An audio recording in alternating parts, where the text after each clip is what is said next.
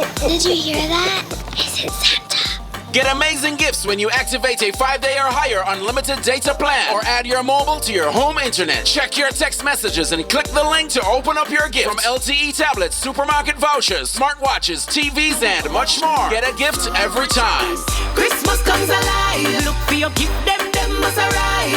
Open your woman connect our mobile plans and a Christmas gift text drop in your hand. Christmas have a sparkle, you know? Make it happen with flow.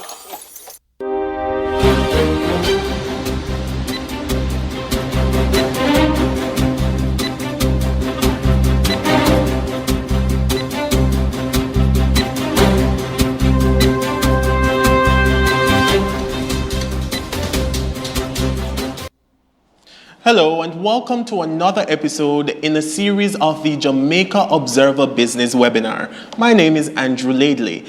Today on this episode we will be discussing the topic livable wage, moving beyond survival. Remember now to use the hashtag livable wage as we go through the discussions to share your questions, comments and queries. Now, to dissect the issues this evening, we have an esteemed panel. But just before I go and introduce you to our panelists, here's an overview of the topic this evening. Salaries have been a taboo discussion for decades. How do you start the conversation? And what do you ask for? An endless trail of questions. At the same time, there are concerns about the minimum wage, or what some prefer to call a livable wage. The minimum wage is the least amount of money any employer should pay their worker per week. The current minimum wage is $7,000 per week. It was set in 2018. An assessment of the minimum wage is done every 3 years. But there's a raging debate whether it's enough in the current economic climate. With many earning less and the cost of living still pretty high, there's always an ongoing lobby for increase. But even those earning more than the legal minimum have concerns of their own, ranging from benefits to qualification versus experience. Does negotiating make a difference? Earlier this year, a proposal was made and presented to the Minister of Labour by the Minimum Wage Advisory Commission for minimum wage to be increased.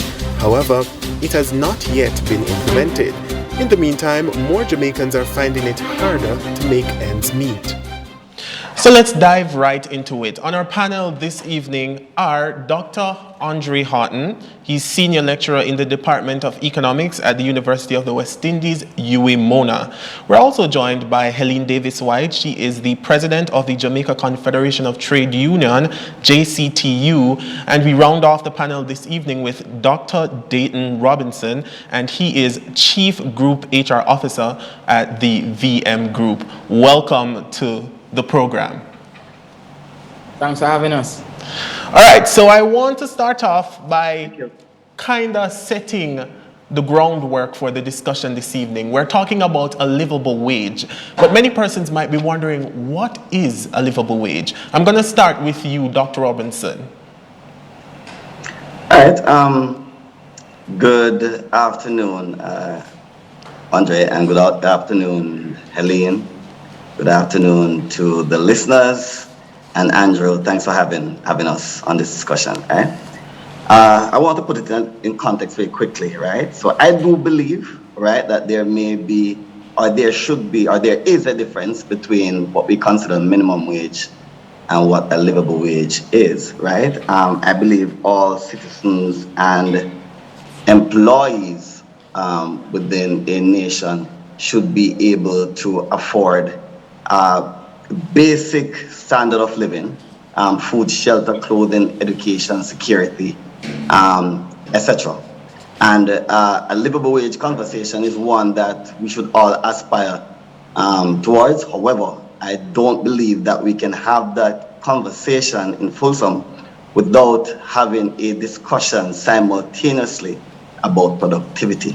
And I'm hoping that we'll be able to have that kind of conversation so that it can be meaningful today. All right, Dr. Houghton, do you want to come in on that? Yeah, he's correct. When you look at Jamaica and you look at how we are dissected in terms of rural, urban, and even how the urban areas are dissected in terms of uptown and downtown, then different people with different expenditures have different livable expenditures that they need to satisfy, which means that their wage must be somewhat aligned to this sort of expenditure. I myself and my research group, we have been looking at this whole issue, and he's correct, it's directly tied to productivity in the country. And productivity depends on the level of human capital. Now, if we're going to discuss human capital and we're talking about Jamaica, then we are talking about the education level of our population. Fundamentally, when you look at our expenses that we have, a person who lives downtown, for example, might pay a rent for $10,000 per month, while a person living uptown might pay a rent for $50,000 per month. So the idea is that what's the livable wage above a particular income threshold or a particular expense threshold, and what's the livable wage below this particular expense threshold.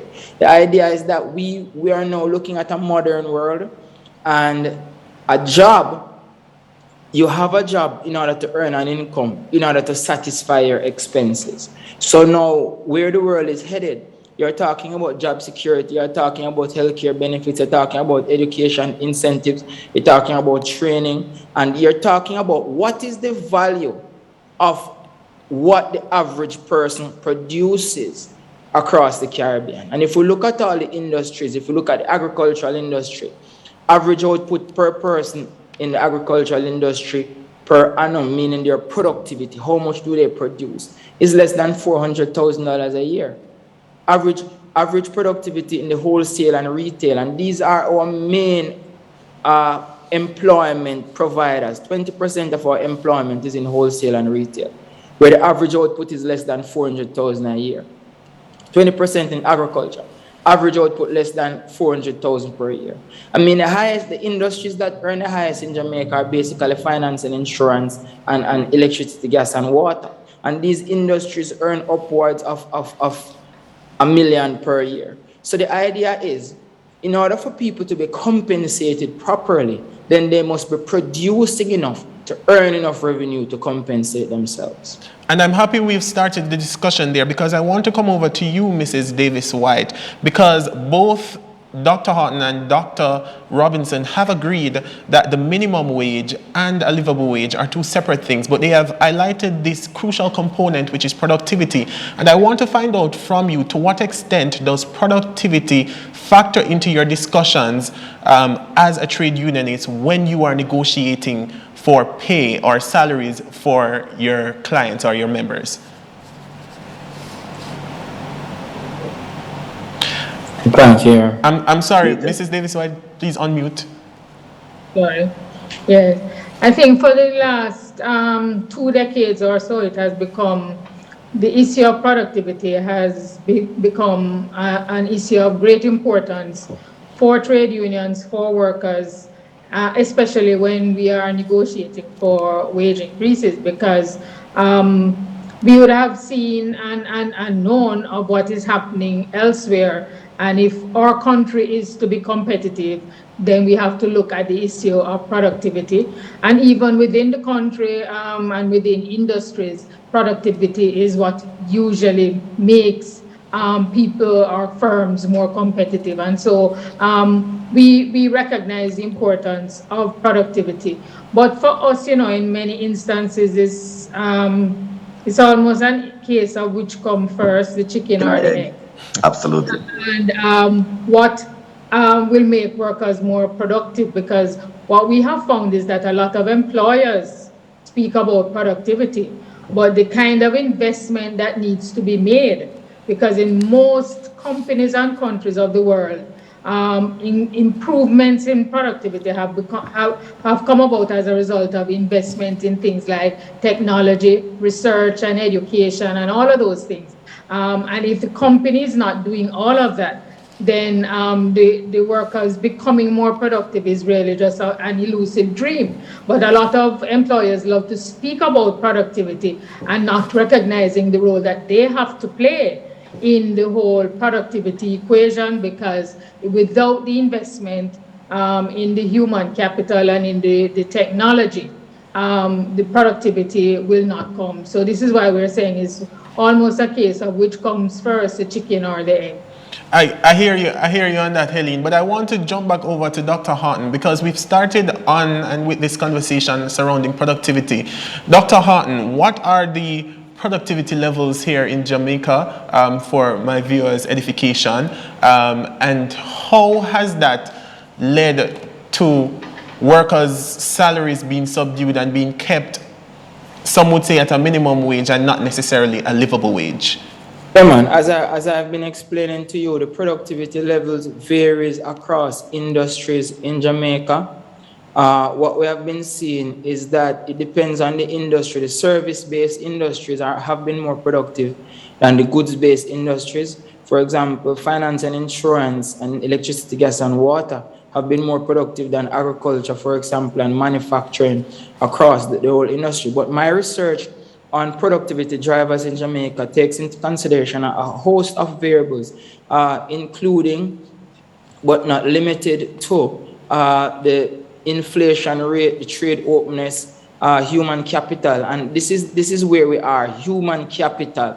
Because what the results of my research is showing is that Jamaica's level of productivity is hampered by three things: the absence of technology, or a measure of technology implementation per annum, the low level of human capital in the country, which is our tertiary level enrollment rate, as well as our on-the-job learning. You get to realize that 60% of the population don't have a CXC, 60% of the population have no skills or training in the vocational area. So this contributes as well to the low level of productivity. But important for our case, because my research I've done it for the Caribbean in general, and human capital turns up as the number one factor that impacts our productivity.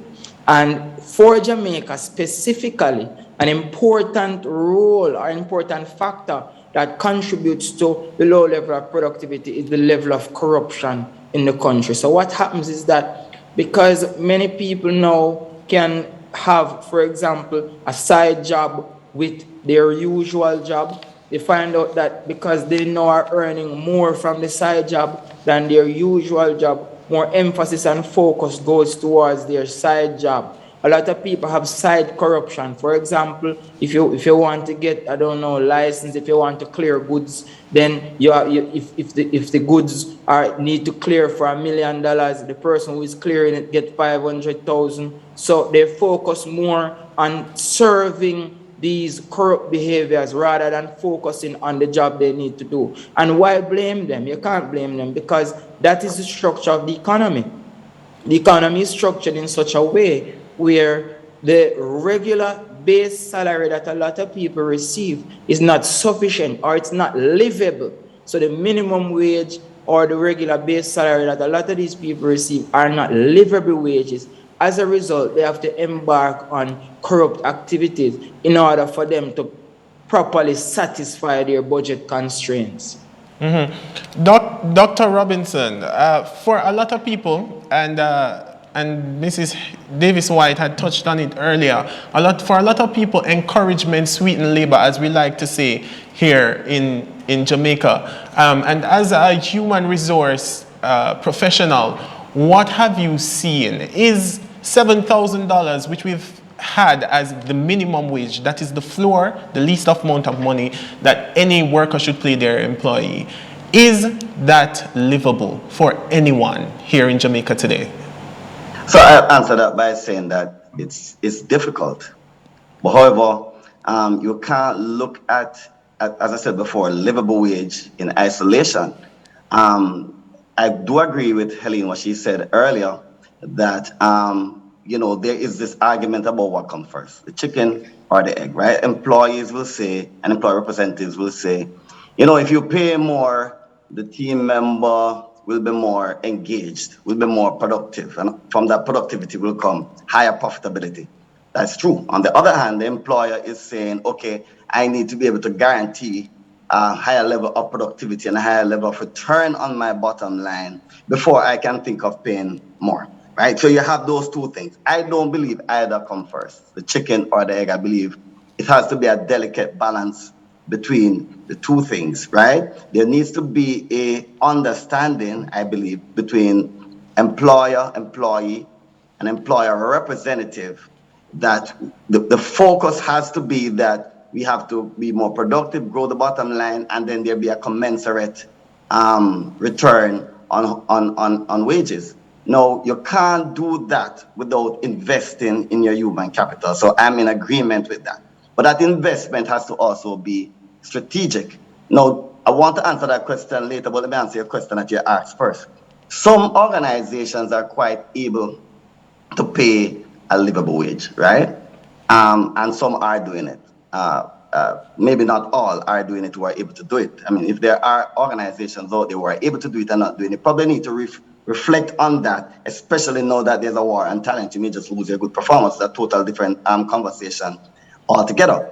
But you have other organizations who would like to pay more, Andrew. They would like to pay more.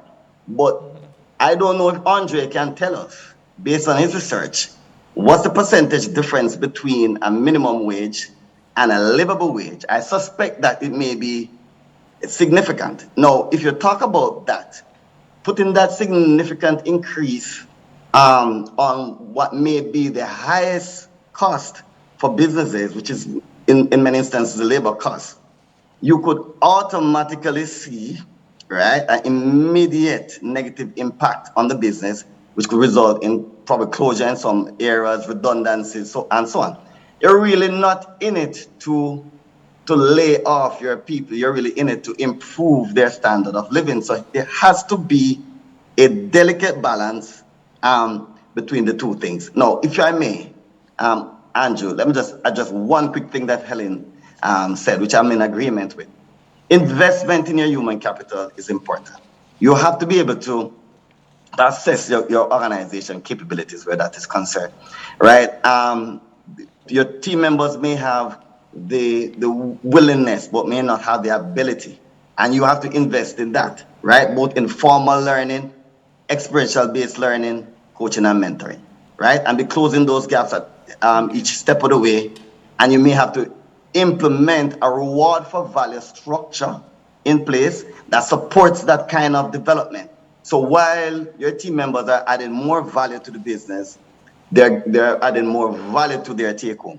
And that's a whole other conversation altogether. But that's how I'll respond to that. Yeah, just before I let you go and move on, Dr. Robinson, we've been speaking a lot about productivity from the start of the discussion. Can you offer a definition for the viewers out there of productivity within the context of what we're speaking about? Well, Andre and all the other researchers may have varying levels of measuring productivity based on research, but one method is return on human capital, which is basically looking at the amount of investment that you have placed in your human capital as a percentage of your net surplus after tax, right? Yeah. And that's a good measurement to look at how it moves. Now, I know human capital is not the only factor in that discussion, because you're talking about whether or not you have invested in technology and so on that can also enhance that net surplus after tax. But that's pretty much one measure that many organizations look at, return on human capital, to the extent that it's used in the decision-making process across the board for organizations. I really don't know. I know our organization uses it as Andrew? well. Yeah. Yes, Dr. Hunt, go ahead. Yes, if I may interject at this point, we measure productivity simply by the amount of output per person and the value of that output. So if, for example, you're a farmer and you produce today 3 tomatoes, that is the value of those tomatoes is your productivity today. So for example, those who in the agricultural industry, their actual productivity recorded in 2019 was basically 280,000 Jamaican dollars. This means that the average person, the average farmer per annum grows crops valued at $280,000 for the year. Per month, if you want to divide this by 12, it means that each farmer grows per month on average, and you're dividing the 280,000 now by 12. They grow on average 280 divided by 12 call it $23,000 worth of goods per month. If you want to divide this by 4, they grow $5,800 or $6,000 worth of goods per month. So the average farmer grows, transport, and sells $6,000 worth of goods per week. Now, our minimum wage is $7,000, which means that our minimum wage is higher than what the average person in the agricultural industry produces per annum. Now, let's juxtapose this with, and the hotel and restaurants basically similar, 400,000. Let's juxtapose this now with electricity, gas, and water. In the electricity, gas, and water industry, they produce 3,700,000 worth of value per year. When you divide this by 12, 3.7 divided by 12, basically 308,000. So a person working in the electricity, gas, and water industry can know for certain that they are producing more than those working in agriculture, and they are going to be paid more than 10 times more. You following? So for those of us who are listening, if you're working in a patty shop and you make 5 patties per day, that is the value of those patties is your productivity. That is how productive you are. If you're a hairdresser and you do 2 hairs per day, that's your productivity. When you start doing 3 hairs per day, you increase your level of productivity by 50%. You following? So output. How much does this person produce in their job over a given period of time? That is how we measure productivity in economics. So what I'm hearing... No, go ahead. Yeah, man, no, I just wanted to interject, Andrew, that one of the things that as trade unions we have a difficulty with is that when the issue of productivity is discussed in Jamaica, there tends to be a focus on labor productivity rather than total factor productivity. And we believe that if you're really going to solve the whole problem with productivity in Jamaica, you have to look at total factor productivity. Because if we look at the person making the 5 patties that Andre spoke about, those persons, just by having the employer invest in better equipment, nothing that they are doing differently, but just new equipment means that they could move from the 5 patties to a dozen patties or whatever it is, because of the importance of all the elements that go into that productivity equation. So it is input and output, and the labor is not the only input. But most of the times when we have these discussions in Jamaica, it tends to focus more on labor productivity rather than the entire picture in terms of what's happening in our industries in Jamaica. I remember there was a time when we were comparing Jamaica with Trinidad, and what was found is that the average Trinidadian manufacturer at the time reinvested more of their profits into the business than our Jamaican manufacturers did. At the time, we had the whole thing about probably Andre and Dayton are a bit young, but then the 3 things that you used to use as symbols of success, the Volvo, the video, and I don't remember what the other V was. There were 3 Vs. What was found is that compared to Trinidad, Jamaican manufacturers were not reinvesting as much. And at the end of the day, when workers are unable to meet the productivity levels of their counterparts in Trinidad, it comes back to something that the worker is not doing rather than what is the entire company doing. All of us need to come together if we are going to be solving this problem of low productivity in Jamaica, because it is a problem that is keeping Jamaica at the back of the pack, and we really need to solve it. Yeah, man, you're correct, Ellen. What we're seeing with the Jamaican data is that both labor productivity and total factor productivity have been declining over the last 3 decades. So the idea is that, yes, you are correct. One, because the additional machinery and equipment that have been reinvested in Jamaican industries have not been enough to replenish the level of depreciation that we have been seeing. And workers faced with these depreciating assets cannot be as productive as they ought to be. Another thing is that the technological aspect of the production process, which definitely increases the output per person as well as total factor productivity, has not been infused in our production processes as efficiently or as quickly as we would want them to be. So you find a supermarket, for example, hiring some people to pack the bags.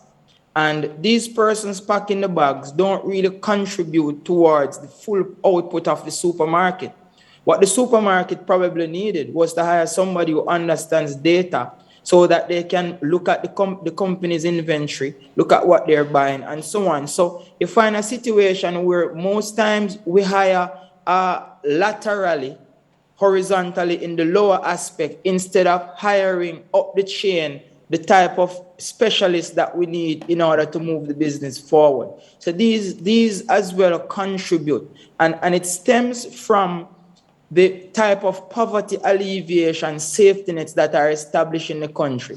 So people tend to want to just look at work because they want to stop hunger rather than to contribute towards the development of a particular production process through the skills and technical expertise that they bring to the fore. You get to find out that those people tend to migrate, and the whole idea of corruption and links plays an important role in Jamaica's employment matrix, where a lot of people are friends and family of those who own the business, and they get hired based on those circumstances, and they perform based on those circumstances, and nobody really cares about what will move the business forward in a pattern that it can grow and increase the level of output of each person.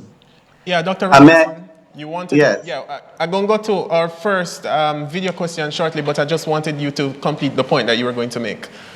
Yeah, man. Look, I'm a HR practitioner, right? And I can tell you from a practical standpoint how it operates in business and what we see, right? I do believe that most or majority of employees or team members want to do well and want to be highly productive. I believe that, right? Oftentimes, though, their preparation for the job that they're in is lacking. It's the truth, right? So they either enter the workforce, right? An organization has this minimum, level that they believe that these team members will enter the organization with, and you will see that there are significant gaps at times. That is saying one thing. What that is saying is that there needs to be a greater partnership between the providers of labor and organization in closing those gaps. So information needs to be shared openly, open research culture where organizations provide tertiary institutions or otherwise with information that they need to develop persons, so when they come in, they meet those minimum required standards. That's one. When they get in, right, there needs to be that culture transformation with them, right? They need to understand the business they're in. They need to know where the business is going. There needs to be a thorough assessment of persons who are entering organization, and the whole, what you call that engagement process should take place to ensure that these team members who are onboarded are delivering at that optimum level.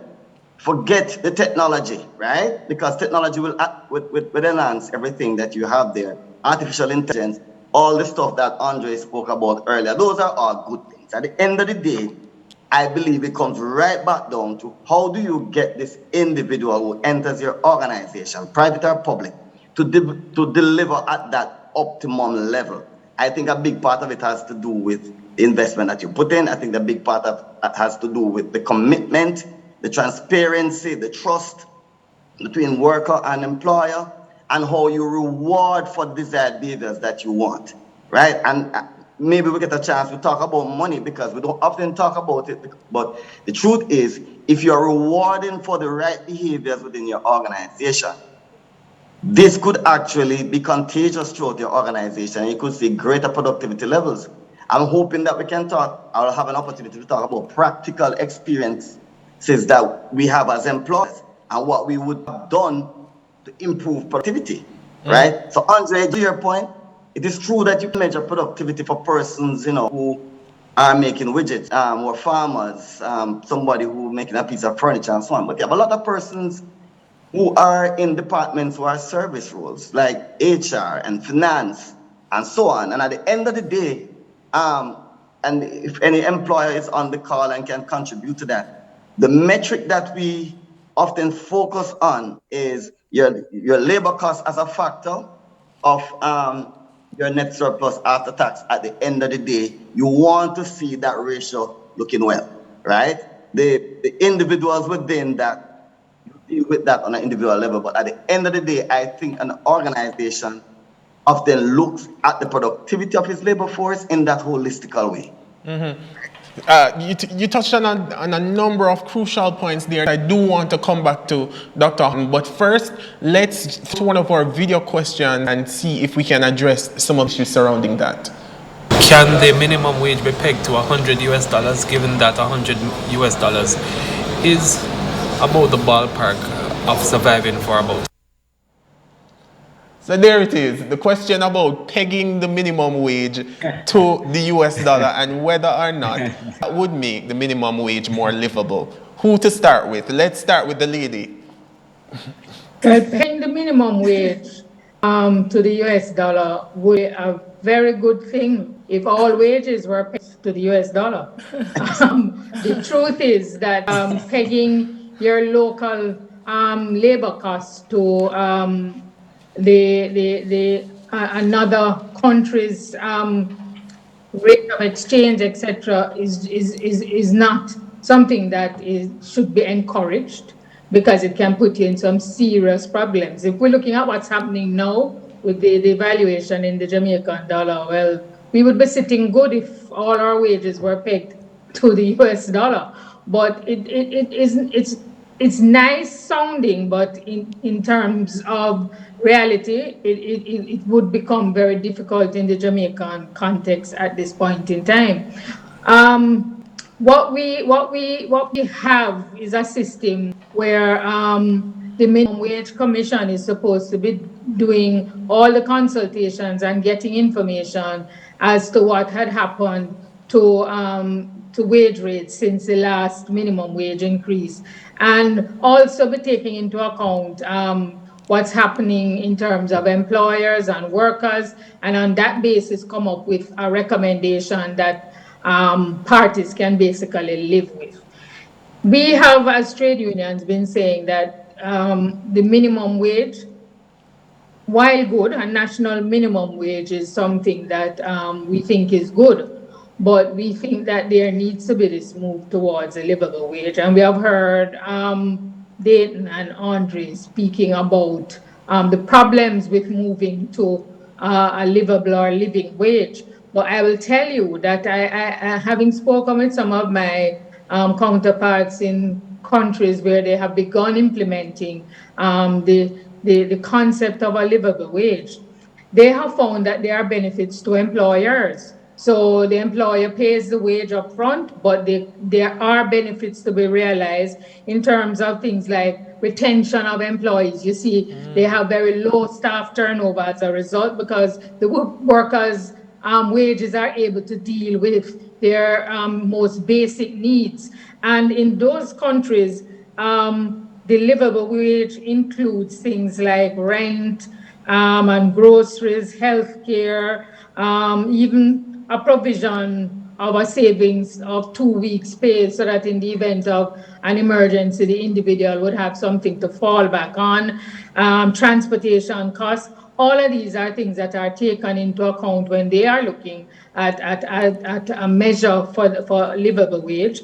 And as I said, there are benefits to the employers, and employers more and more employers are signing on because of the benefits. There are benefits to the society as well. So when we are looking at it, we shouldn't only be looking at it in the immediate term, but in the medium and longer term, you will see that there are benefits to society, to employer, to the employee, of course, and therefore, and even to the economy, because it is felt that if you have persons who are actually earning a livable wage, they have more to spend in the economy. And so it helps to turn the economy as well. So that's some of the information I have been getting from my counterparts elsewhere in the world. Dr. Horton, paint a picture for me. Why can't the minimum wage be pegged to the US dollar? Dr. Horton, unmute for me. I think you're muted.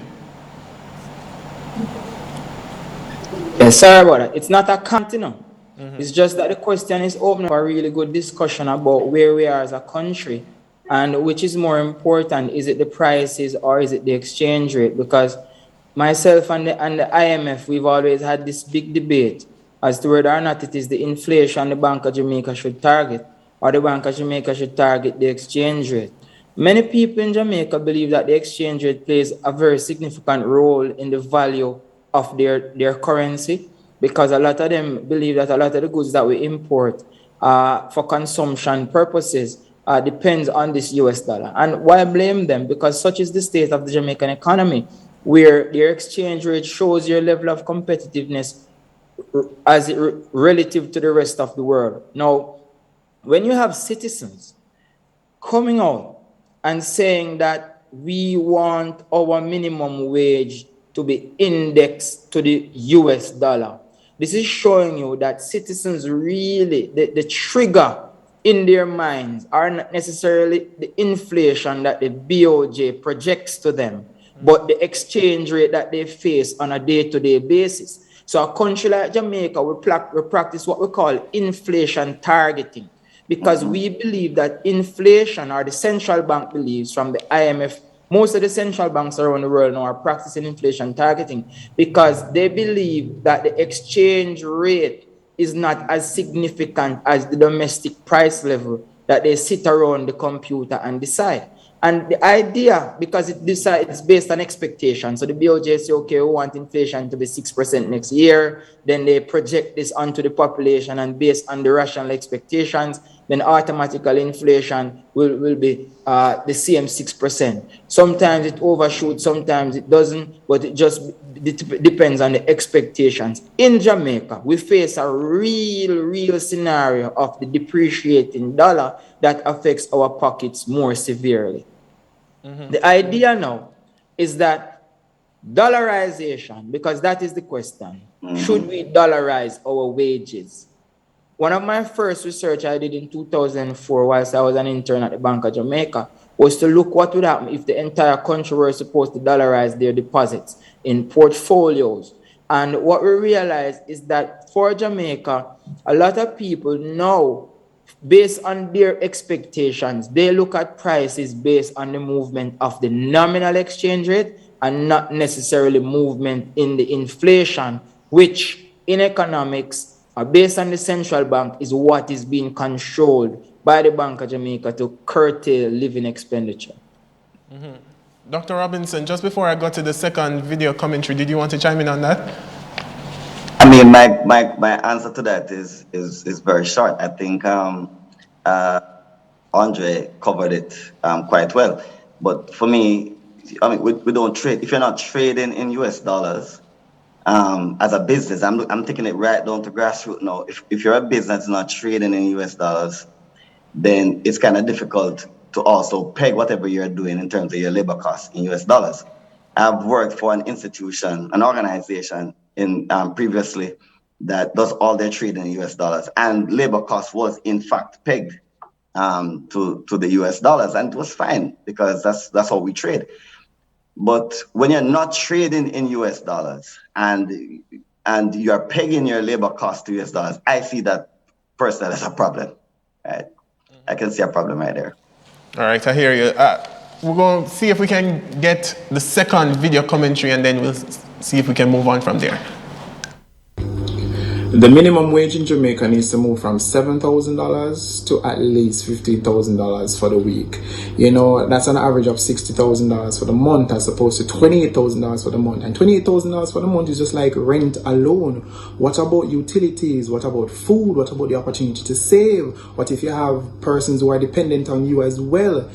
$28,000 can't cut it, really, because cost of living has become so expensive. Even buying food has become a challenge nowadays. So I believe it needs to move from $7,000 to $15,000 a week, at least that. It gives them the opportunity to do all of those sort of things. I feel like what's wrapped up in that commentary is, how do we get to this $7,000 minimum wage that we arrive at? Are we taking into account, for example, all the things that that person just spoke about? We're talking about the rent, we're talking about food, inflation, all of that going up. How do we get to that? And I understand, Dr. Robinson, that you are a part of the National Wage Advisory Committee. Well, I'm part of the Jamaica Productivity Center, as well as Helene, who's on this call. Really? Yeah. So what can you tell me in terms of the nuances? What do you consider when we're talking about coming up with a minimum wage here in Jamaica? So I haven't had an opportunity, Andre, because as I said, I was just recently appointed, right? To kind of dive into how the minimum wage calculation is done per se, to give any sort of comment that would be meaningful at this time.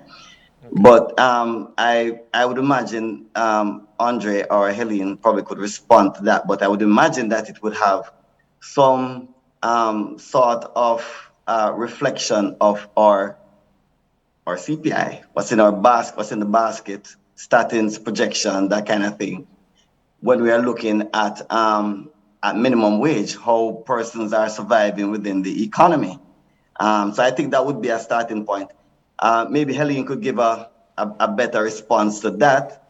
But yeah. I mean, it's often said that, maybe we have to relook what's in those baskets and whether it's making sense. That's something that's up for discussion, I believe. Mm-hmm. Helene, I know the other day the Statin did a revision of the basket, but do we need to look back at the basket again? Well, it's not static. I think the recommendation is that it should be done. It should be reviewed at least once every 10 years. That's the usual recommendation. Ours had not been reviewed for close to 20 years, if my memory serves me right, when it was last done. But in terms of what goes into it, what I do know is that there are consultations with groups across the island. On the minimum wage commission sits representatives of employers and workers and also of the government. And they listen to the representations that are made.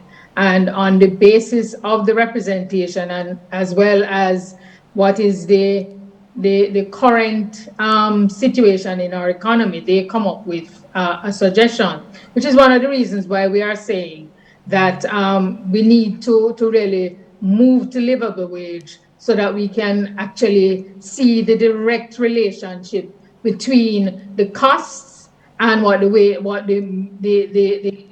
wage rates should be. Because the truth is that you are starting with minimum wage, we are starting at a very low level.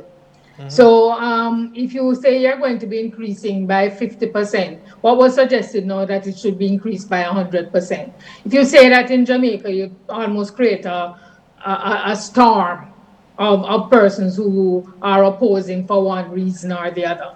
And so the commission has over the years really tried to come up with a figure that both employers and employees can live with, but not necessarily representative of what workers really need to be able to deal with their most basic needs. So we are saying that as unions, that we need to start doing some calculations so that we have an understanding of what it actually takes to provide for workers' basic needs. And we are saying that you have to look at that in the context of a family structure, not just of an individual either. And so for us, we think that that work needs to be done so that we can say, we can come up with a figure. And it may have to be average, so you may have highs and lows, but come out with an average that you can say is what it takes to provide these very basic needs for workers so that we can actually understand that $7,000, believe me, I lift my hat off to persons who survive on that $7,000 per week because I cannot imagine how they do it. And it is because we are very creative in Jamaica. Some of us are creative in terms of going the route of corruption. Others are creative because if they can't buy a loaf of bread, they go buy 2 slices of bread. I hear that, buying a squeeze of a toothpaste in the morning. All of these are ways that people have found to be able to survive. But we believe that what needs to be done is to actually establish a rate that persons can actually identify with. That's an average in terms of being able, and in other countries, they have looked at like a family of four, mother, father, and 2 children as an average, and use that. What does it take to provide the basic needs for those families? If you're earning $7,000 a week, I really don't know where you live because I don't know where you can rent. Yeah. So those are things that I think we need to take into account. And I hear you. What you're talking about exactly is the topic that we're discussing. That's moving beyond survival, and that's the topic that we're discussing here on the Jamaica Observer Business Webinar. But I want to stay with you a little before I move on, Helene. Earlier, Dr. Robinson said that there are employers who would choose to pay the minimum wage, or those who can, and those who choose not to, and those who may not be able to do so. What is there to ensure compliance with regards to the minimum wage, which is the very least that any worker is supposed to pay their employee? Well, the agency of government that is established to ensure that that happens is the Ministry of Labor, through labor officers who are empowered to do investigations and to,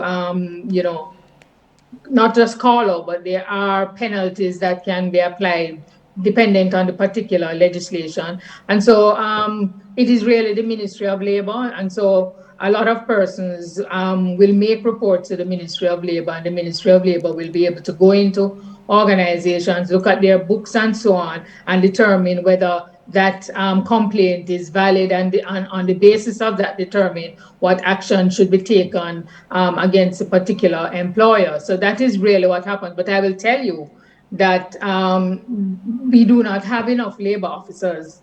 And so a lot of these cases go without any kind of attention being paid to them because you just don't have the manpower to be able to do all the work that goes into ensuring compliance. I suspect that's a part of the investment that you were speaking about earlier in terms of getting the compliance in there. Dr. Robinson, you were going to come in earlier on an issue? Yeah, man. So I just wanted to add that, whereas, just to pick up from Helene's point, I do agree that we ought to be moving towards livable wage. But I don't think we can just thrust that on employers holistically one time, right? I think it has to be a properly laid out, structured initiative that we work towards, because what you really don't want to happen, guys, is that, Helene, don't kill me for saying this, but you don't want to have a situation where an employee with a half a bread loses a half a bread because of an organization inability to make the pay.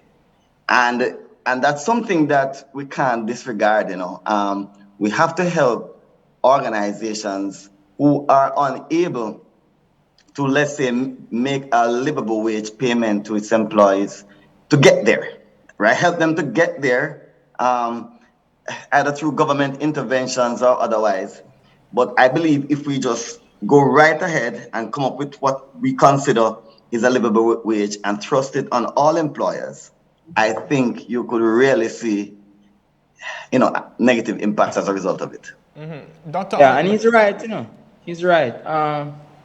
Remember that wage is an input cost. So by increasing wages, they increase the cost to the business, which means that it reduces their profit margin. If we look at all the industries now, if we increase the minimum wage to $15,000 per week, the only industries that can pay that now are mining and quarrying, finance and insurance services, and electricity, gas, and water.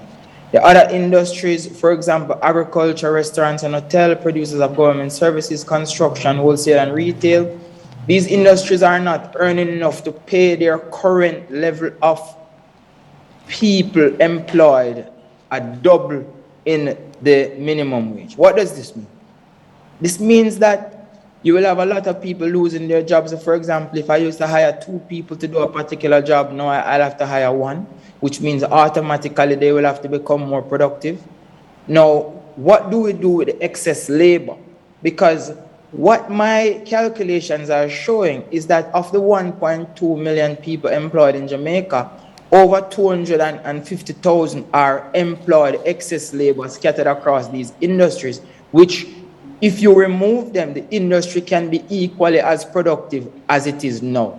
So these 250,000 persons who are currently employed in these industries will one have to find new industries to be employed in, or different aspects of the current industry for them to be employed in order for them to contribute towards the productivity of these industries and the firms in a productive way.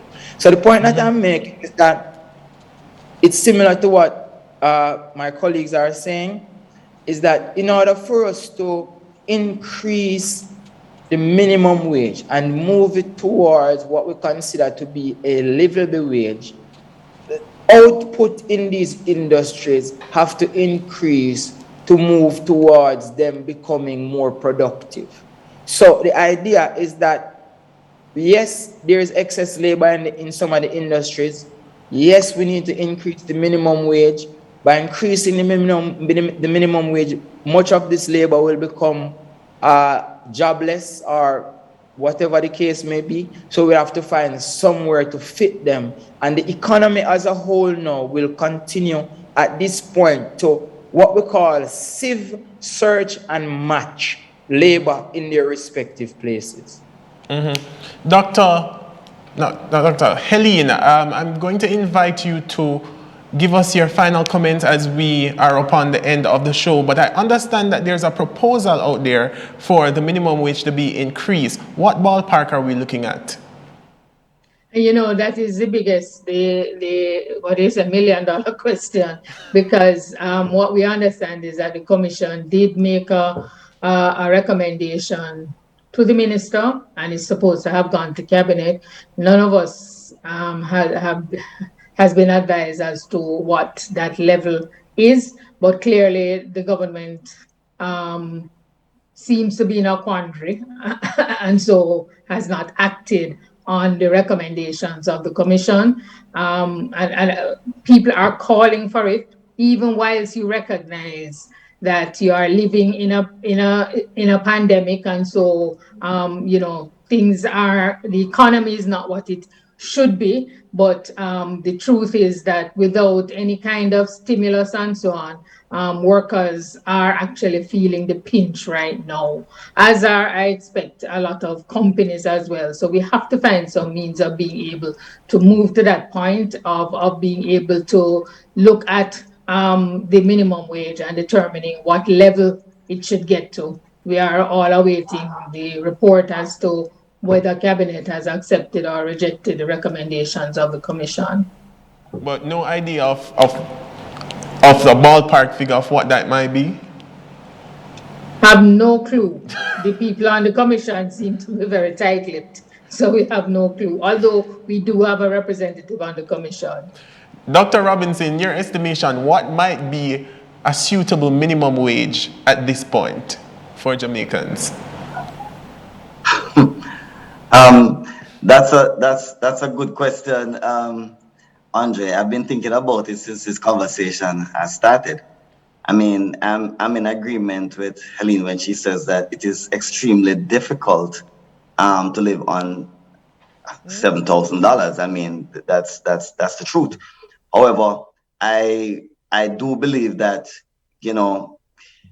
more assessment in terms of, I'm going back to the basket because my mind is kind of stuck there, to give me a better understanding of what does it cost a a citizen to survive just for basic needs, including security and education, right? I know it's not $7,000, but to say what it is at this point, I think I'm unable to say, right? I think I need to inform myself a little bit more about that. I've crunched the numbers. What would be a suitable minimum wage now for the government to approve? I look at the basket quite often, and when I look at the elements of the basket, especially that as it relates to food, I buy all those things when I go to the market on a weekly basis. The onion, the scallion, the thyme, the tomato, everything I buy. The idea is that the cost of this basket keeps increasing month to month, year to year. So coming out and saying that a particular livable wage is X amount or Y amount would be undermining the effect of inflation on the basket.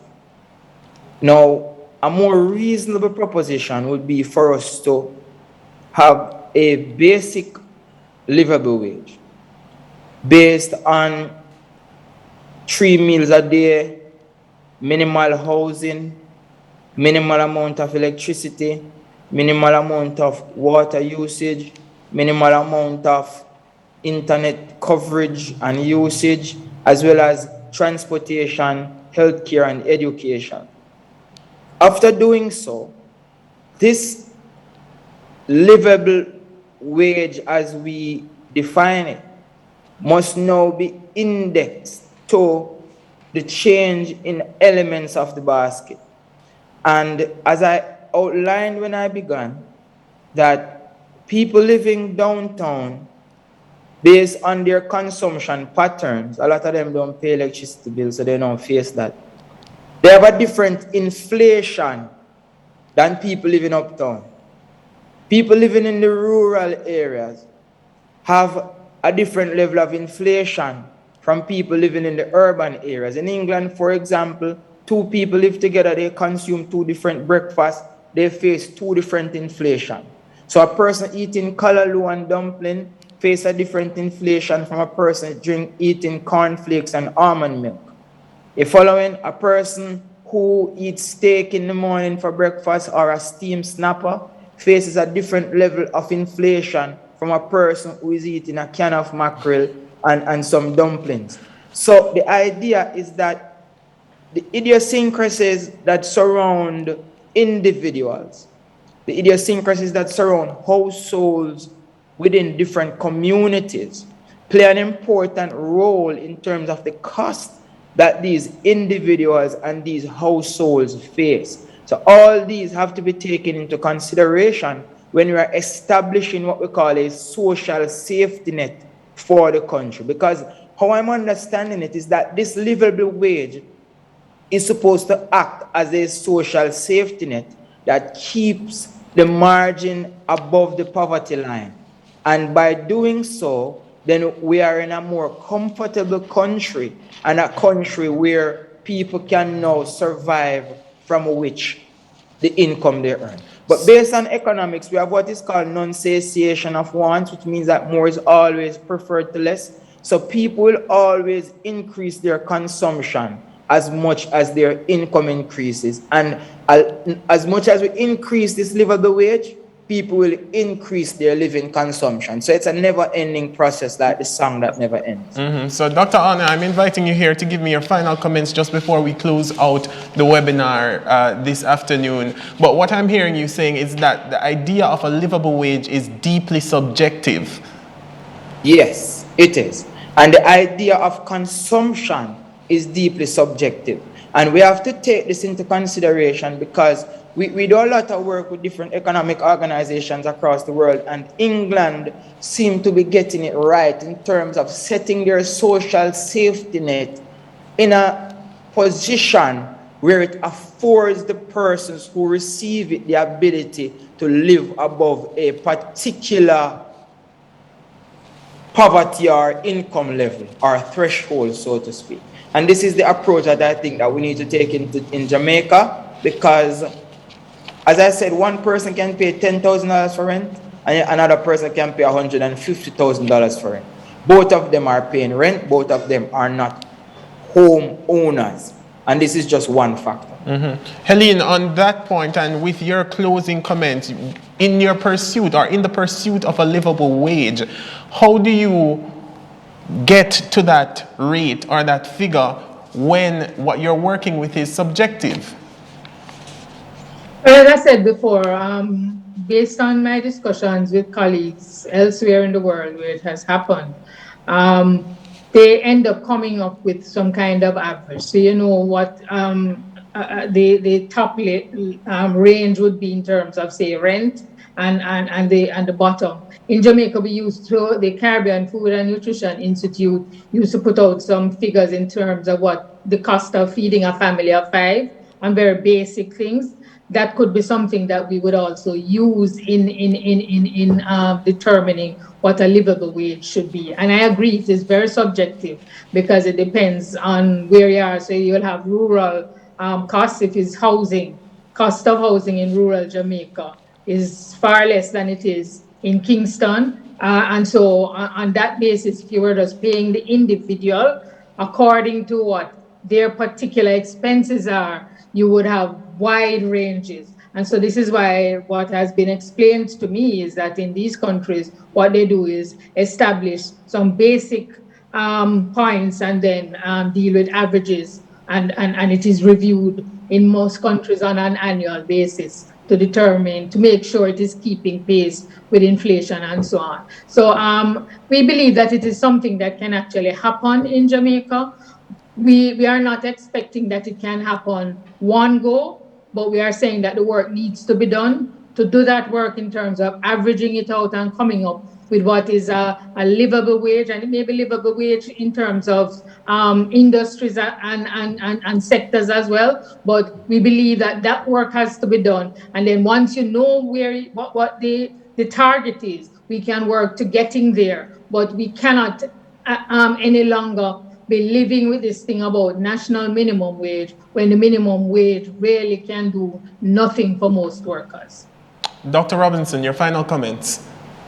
My comment on it is, I think this conversation around livable wage is a good one, and it's something that we need to have. I just believe that in order for us to have a realistic approach to livable wage, as I started out, we have to take into consideration that increase in productivity and organizations' ability to meet that.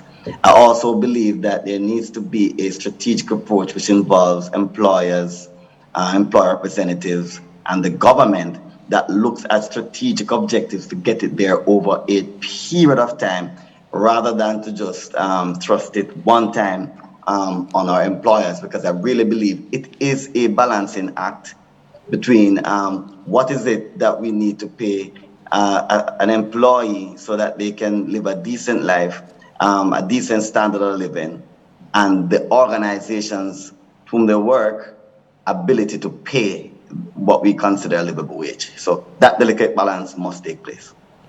And that's where we have to leave it on this edition of the Jamaica Observer Business Webinar. Thank you to our panelists, Dr. Andre Houghton, he's Senior Lecturer in the Department of Economics at the University of the West Indies, UWI Mona. We were also joined by Helene Davis White. She's President of the Jamaica Confederation of Trade Union, JCTU. And we also had Dr. Dayton Robinson, Chief Group HR Officer at VM Group. And thank you so much for joining us. On behalf of the entire team, thank you and pleasant viewing. I'm Andrew Laidley.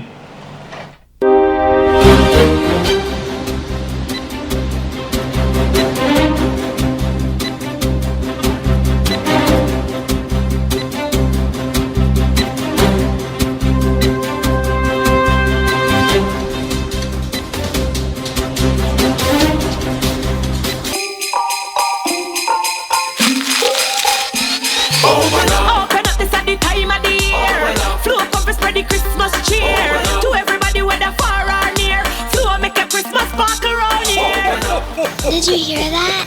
I said Santa. Get amazing gifts when you activate a 5-day or higher unlimited data plan or add your mobile to your home internet. Check your text messages and click the link to open up your gift. From LTE tablets, supermarket vouchers, smartwatches, TVs, and much more. Get a gift every time.